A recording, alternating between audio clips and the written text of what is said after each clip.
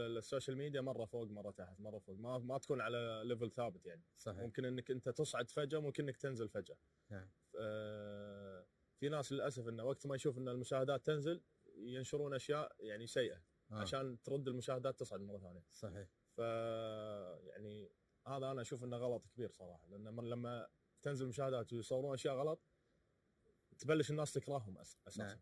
بما انك تكلمت عن الموضوع هذا كابتن، ما هي الرساله للاشخاص اللي قلت لك عندنا اطفالنا، عيالنا، اخواننا المراهقين دائما متابعين للناس اللي المشاهير يعني، ما هي الرساله اللي توجه للشباب ذول اللي يضايقون في المقاطع اللي تسيء للاشخاص؟ شوف، هو يعني رسالتي لهم ان الكل عنده الحريه انه يصور اللي يبي، لكن نعم. بحدود الاداب العامه، انك ما تصور اشياء مثلا مخله بالاداب. نعم. لان في اطفال يشوفونك، مراهقين، في ناس متاثرين بشخصيتك، متاثرين فيك، ممكن صحيح. يسوون نفس الشيء اللي انت قاعد تصوره. صحيح. فانا يعني انصحهم انه يفكرون اكثر من مره قبل لا ينزلون الاشياء هذه. نعم. ما هي الاشياء كابتن اللي تتكلم ايضا عنها وتوجهها مثلا للشباب اللي قلت لك يمكن تكلمنا عنه، الشباب اللي بادي في التواصل الاجتماعي، هذه الرساله اللي توجهها بما انك متواصل دائما مع الاشياء المهمه، الانستغرام، السناب، الاشياء الجيده، اللي واحد تو بادي يعني من الشباب او من الاشخاص الاخرين، ان كان صديق او لاعب، الرساله اللي توجهها له. والله شوف، انا رسالتي لجميع الشباب يعني مو بس بالسوشيال ميديا، باي هدف بحياتهم يعني، مو شرط سواء مشروع، سوشيال ميديا، اي هدف هو راس ما بباله. نعم. انك دائما لا تخلي الاحباط يسيطر عليك. صحيح. ممكن انك تسوي كل اللي عليك وما توصل حق الهدف. صحيح. الاهم انك تستمر وتواصل لما ان شاء الله باذن الله انك توصل حق الهدف. نعم. الناس السلبيه اللي حوالينك هذيل اول ناس تفخر عنهم، لانه والله جد، لان انا يعني يمكن مزعجين شويه. لا مو مزعجين، يموتونك. يعني يموتون الشغف اللي داخلك، لانه كله سلبيه، ما تقدر خلاص. والطموح. اي يعني يحطونك من الاخر.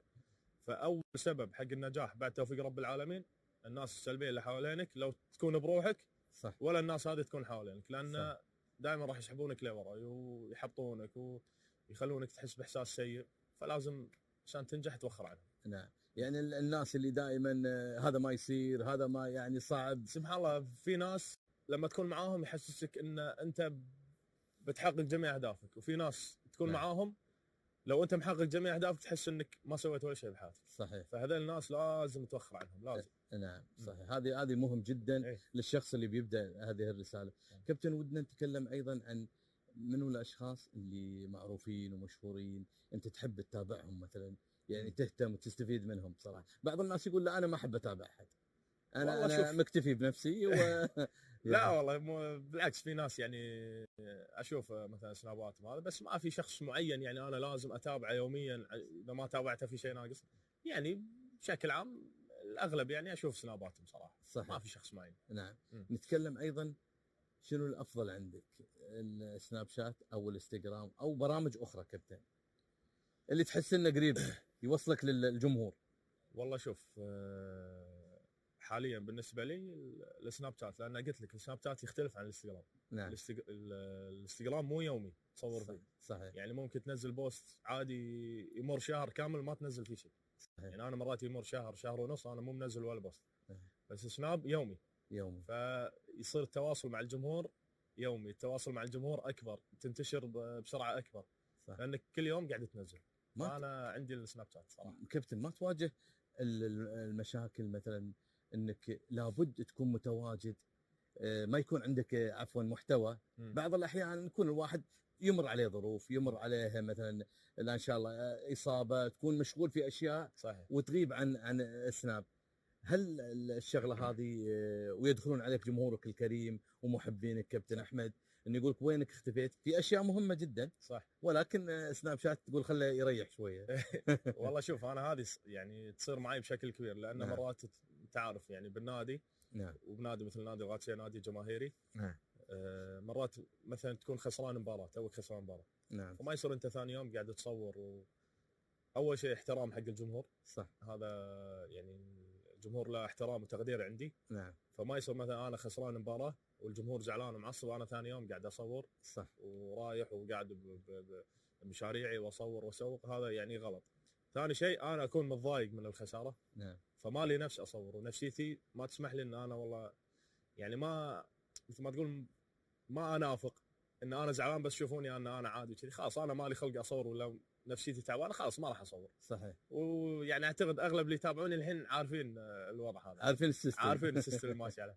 زين كابتن، احيانا تعرف الاخوان اللي متواصلين في سناب شات ولاعب معروف ومشهور، احيانا تجيه الانتقادات واحيانا تجيه يعني مضايقات في سناب شات. هل من الناس اللي ترد على المتابعين، تحترم رايه وترد عليه وتناقشه، ولا ما ترد؟ شوف ما في شخص لو كنت احسن واحد بالعالم تقدم احسن محتوى وانظف محتوى بالدنيا مستحيل ما تحصل انتقادات، لازم تحصل انتقادات. صحيح. طبيعي. انا صراحه من النوع اللي ارد على الناس حتى اذا كانت فيها اساءه كابتن؟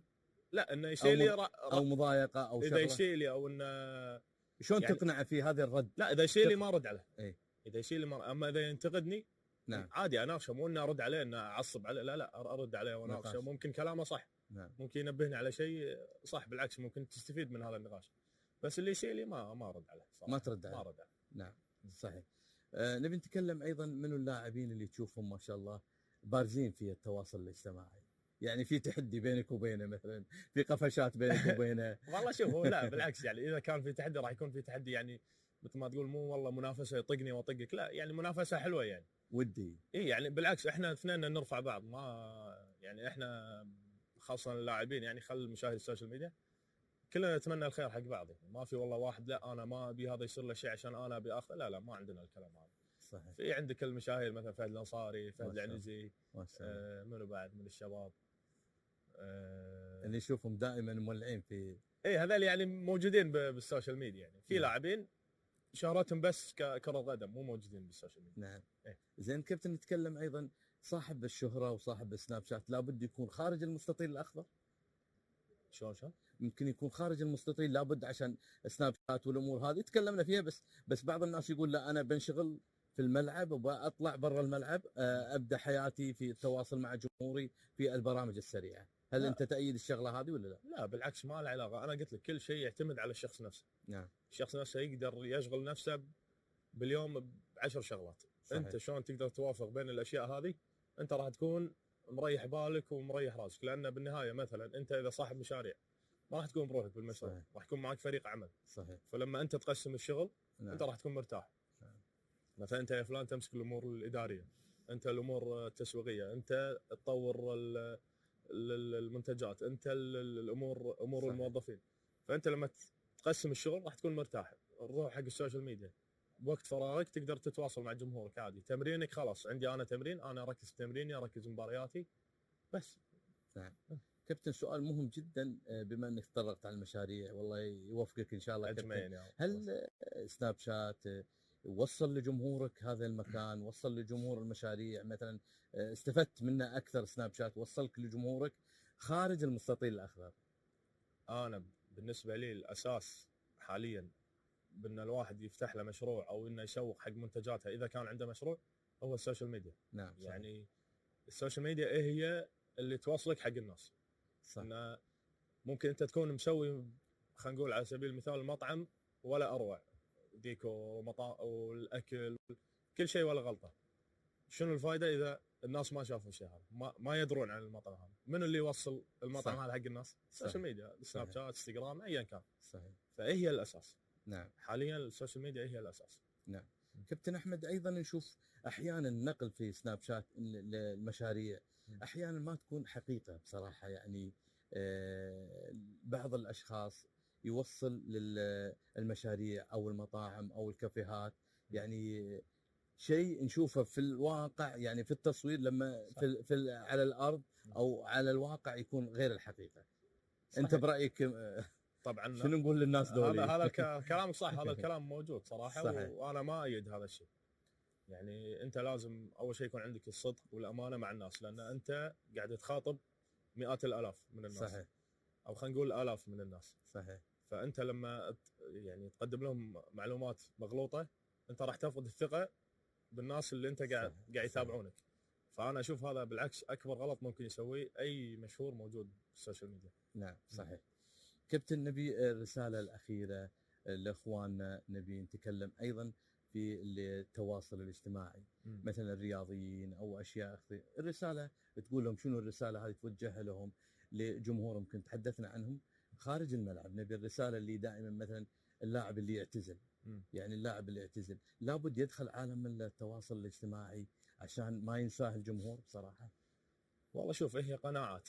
في ناس تقول لك انا ما اقتنع بالسوشيال ميديا او اني ما احب اني اكون موجود بالسوشيال ميديا، هي قناعات تختلف. بس انا بالنسبه لي بالعكس، السوشيال ميديا كاحمد الرياحي بالنسبه لي انا شخصيا نعم مكان جميل، احب اكون موجود فيه. احب اي فكره تكون ببالي مفيده حق الناس او اي معلومه مفيده حق الناس نعم اقدمها حق الناس بدون تردد، بدون مقابل، بدون اي شيء. لان انت يعني بالسوشيال ميديا تحتاج ان الناس تذكرك بالخير، وتكون يعني السمعه الطيبه اهم شيء بالسوشيال ميديا. نعم. فانا اذا اي لاعب معتزل عنده فرصه انه يكون موجود بالسوشيال ميديا بشكل حلو، بشكل يليق فيه، ليش لا؟ بالعكس. نعم. ينقل الاشياء اللي في الملعب وينقل كل خبره. كابتن، انت تعتقد ان مثلا في التواصل الاجتماعي افضل ولا يتجه لاشياء افضل؟ مثلا لاعب اعتزل يروح مثلا عمليه الاداره، عمليه التدريب، عمليه التمرين، اللياقه، الامور هذه، يتخصص في امور اللي كان خبير فيها داخل الملعب. والله شوف، قلت لك قناعات. في ناس يقول لك انا خلاص انا اعتزلت كرة القدم، ببعد عن الرياضه بكبرها، بس نعم. زهقت ما ابي رياضه. تعب. في ناس يعني صحيح. فعلا سووا الشيء هذا. نعم. في ناس يختفي عن الرياضه ويختفي عن السوشيال ميديا ويختفي عن العالم، خلاص بريح راسي وبعيش حياتي. صحيح. انا بالنسبه لي يعني ان اشوف مثلا لاعب يعتزل، يا انك تتجه حق الرياضه يا انك تتجه حق السوشيال ميديا. نعم صحيح. كابتن، احنا